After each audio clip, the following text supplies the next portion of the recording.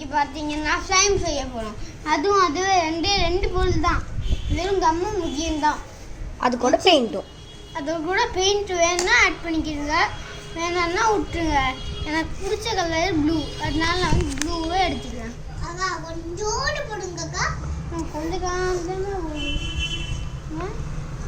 நல்லா இங்கே வச்சுட்டு நல்லா தேய்ச்சிட்டு இந்தாங்க பாருங்க. அப்புறம் இங்கே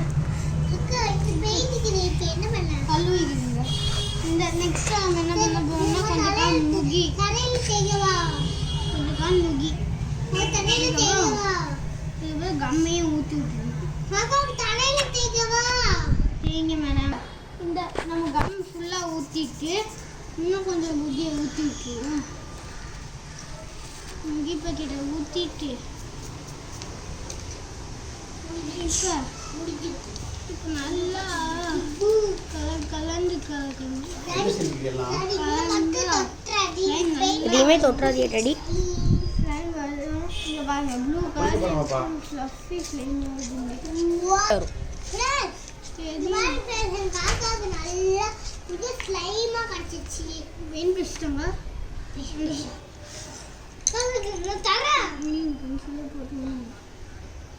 பென்சில் எடுத்து கொஞ்சம் நீங்கள் தொட்டுட்டு அவ்வளோதான். பென்சில் எடுத்து போட்டு அவ்வளோதான். நல்லா கலந்தா வந்துச்சு பாருங்க. சூப்பராக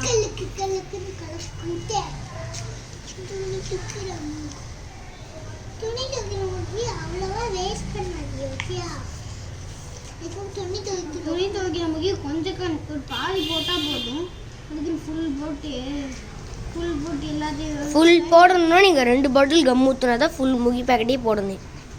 ஆமாம், அப்போ நல்லா பெரிய ஃப்ளேமாக வரும். ஃபுல் முகி பேக்கெட் போடுறேன். இது ஆக்டிவேட்டர் தேவையில்லை கைஸ். நீங்கள் நாங்கள் நம்பலாம். நீங்கள் போட்டு மிக்ஸ் பண்ணோன்னே உங்களுக்கு சூப்பராகவே வரும். அடுத்தது ஒரு 2 மினிட்ஸ் கொஞ்ச நேரம் விட்டுட்டு ரெடியாக வந்து பார்த்தோம்னா 2 மினிட்ஸ் விட்டுட்டு வந்து பார்த்தோம்னா ஸ்லைம் ரெடி ஆயிடும். ரெடியான வீடியோ நாங்கள் அப்புறம் போடுறோம். பை காய்.